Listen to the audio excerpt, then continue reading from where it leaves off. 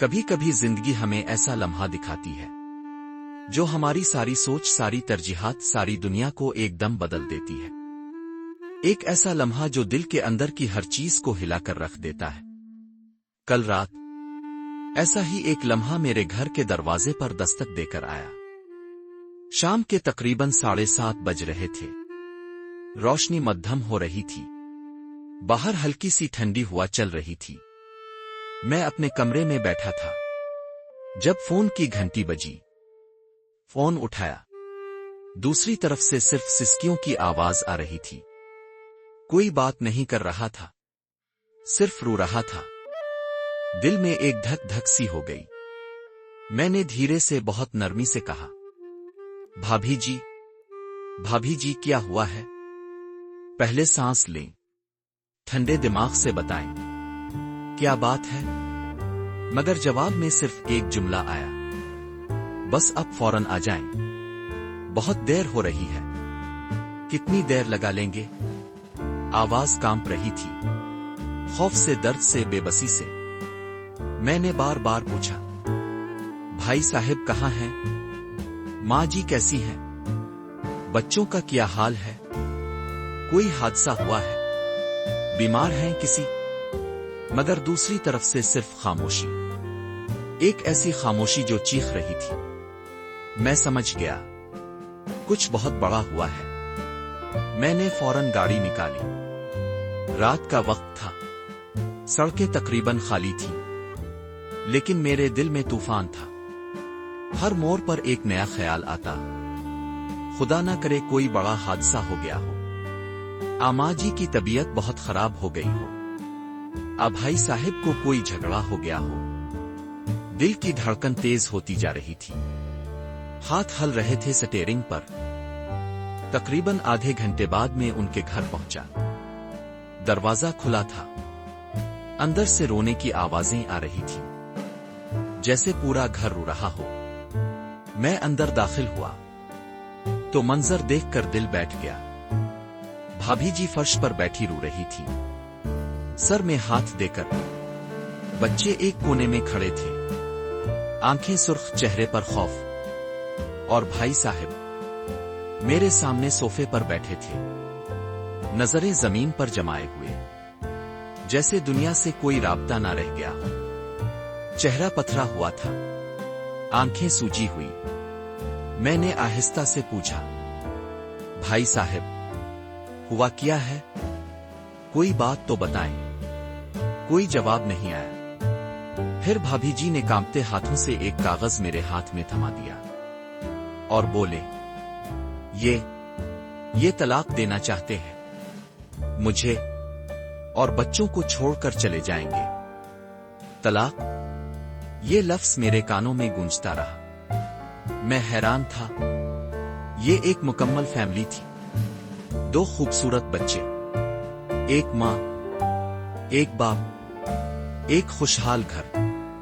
پھر یہ فیصلہ کیوں؟ کیا بات ہو گئی تھی جو اس حد تک پہنچ گئی؟ میں نے بچوں کی طرف دیکھا، سب سے بڑے بیٹے سے پوچھا، بیٹا ماں جی کہاں ہیں؟ بچہ روتے ہوئے بولا، پاپا 3 دن پہلے ماں جی کو اولڈ ایج ہوم میں چھوڑ آئے ہیں۔ گھر کی رونے کی آوازیں اچانک کم ہو گئیں، مگر میرے دل کی آواز بہت تیز ہو گئی۔ ماں جی کو اولڈ ایج ہوم؟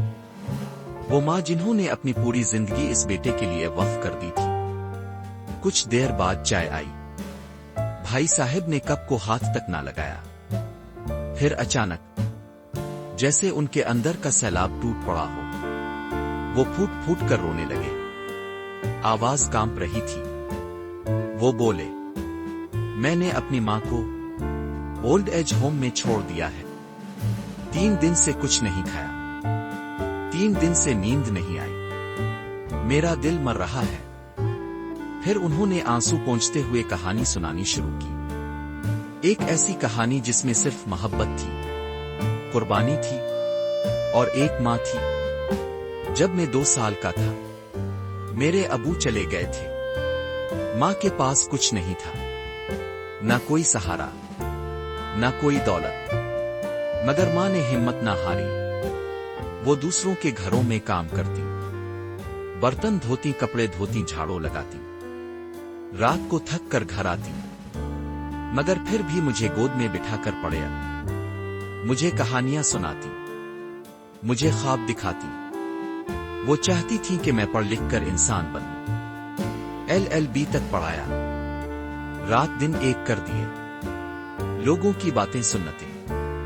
बेवा औरत का बेटा क्या कर लेगा, मगर मां ने हार नहीं मानी और मैं जज बना, लोगों को इंसाफ देने वाला जज। फिर उनकी आवाज लरज उठी, लोगों को इंसाफ देने वाला। अपनी मां के साथ इंसाफ ना कर सका।